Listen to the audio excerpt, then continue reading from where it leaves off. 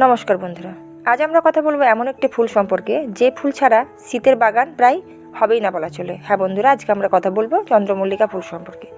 চন্দ্রমল্লিকা ফুলটা শীতকালীন সর্বশ্রেষ্ঠ ফুল এবং দীর্ঘমেয়াদী ফুল হিসাবে পরিচিত। যেমন রূপ তেমনি গুণ। এই চন্দ্রমল্লিকা ফুলটি শীতকালীন শ্রেষ্ঠ এবং দীর্ঘমেয়াদী ফুল। চন্দ্রমল্লিকা ফুল বিভিন্ন রকমের, বিভিন্ন ধরনের, বিভিন্ন সাইজের হয়ে থাকে। যেমন হলুদ, সাদা, লাল, গোলাপি, নীল, বেগুনি, কমলা, রানী, এমন কোনো রং নাই যে চন্দ্রমল্লিকা ফুল আমরা শীতের বাজারে দেখতে পাই না। চন্দ্রমল্লিকা ফুল শুধু একটি ফুল নয়, এটি আমাদের শরীরের জন্যও খুবই উপকারী। এটি বাত, পিত্ত, কফ দূর করতে সাহায্য করে। এছাড়া বিভিন্ন রকমের ত্বকের সমস্যাও দূর করে। চন্দ্রমল্লিকা ফুলের চাষ করা খুবই সহজ। এটি শীতের মরশুমে ভালো জন্মায়, আর দীর্ঘমেয়াদী হওয়াতে আপনি বাড়ির ছাদ বাগান, টেরাস, যে কোনো জায়গাতে আপনি চন্দ্রমল্লিকা ফুল চাষ করতে পারেন। এই চন্দ্রমল্লিকা ফুলের বিজ্ঞানসম্মত নাম হলো ক্রিস্যান্থামাম মরিফোলিয়াম।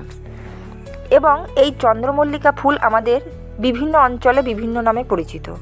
যেমন চন্দ্রমল্লিকা, ক্রিস্যান্থামাম, শীতের ফুল, গুলদাউদি, বাসন্তী ইত্যাদি।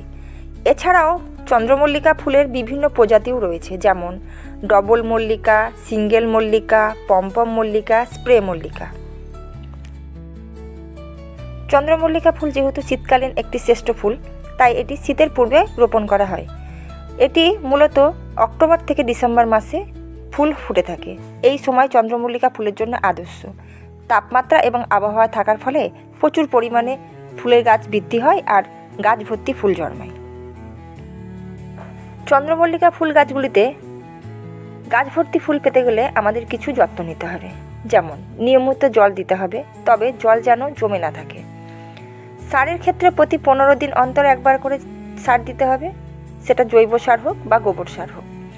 আগাছা পরিষ্কার রাখতে হবে, যেন দেখতে হবে গাছের গোড়ায় অন্য কোনো আগাছা না জন্মায়। পোকামাকড় দেখলে পরে জৈব কীটনাশক প্রয়োগ করতে হবে। আর হ্যাঁ, চন্দ্রমল্লিকা ফুল যেহেতু রোদ ভালোবাসে, তাই রোদ ঝলমল পরিবেশেই উপযুক্ত স্থানে যেখানে রোদ লাগবে সেই রকম জায়গাতে রাখতে হবে। চন্দ্রমল্লিকা ফুলের জন্য 15 থেকে 25 ডিগ্রি সেন্টিগ্রেড তাপমাত্রা আদর্শ। আর হ্যাঁ, গাছ লাগানোর পর থেকেই যদি গাছটা ঝাঁকড়া করতে হয়, তবে নিয়মিত স্পুনিং করুন। ফুলের গাছ যত ঝাঁকড়া হবে, ফুল তত বৃদ্ধি পাবে। উক্ত পদ্ধতিতে আপনারা চন্দ্রমল্লিকা ফুলের যত্ন নিন, আর আপনার ছাদ বাগান বা বাগান হয়ে উঠুক ফুলে ফুলে ভর্তি।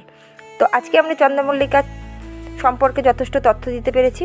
আপনাদের যদি ভিডিওটা ভালো লেগে থাকে, অবশ্যই লাইক, শেয়ার, কমেন্ট করবেন। আর চ্যানেলটা যদি প্রথম হয়ে থাকেন, তাহলে অবশ্যই সাবস্ক্রাইব করে পাশে থাকবেন। আজকের মতন এতটুকুই। ধন্যবাদ সকলকে।